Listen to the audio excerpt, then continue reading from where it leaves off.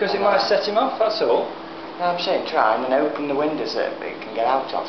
Well, I don't. They tend to panic. I can open this one because it's quite big. If I go behind him, he might not be. He might. He's looking the other way. You one go behind him, one go in front of him. Still quite close to him, he didn't move. Why don't you just open the door and usher it out? The main door, Dave. It's right next to it. Sorry? Ooh. Wait, don't move it off the... Oh, you'll suffocate it, take it off. I can't. You can't suffocate things through cloth. You're alright, Mum.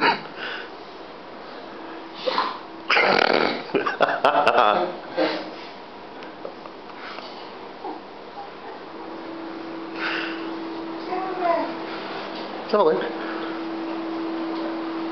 It's alright. Hey, there we go. Freedom.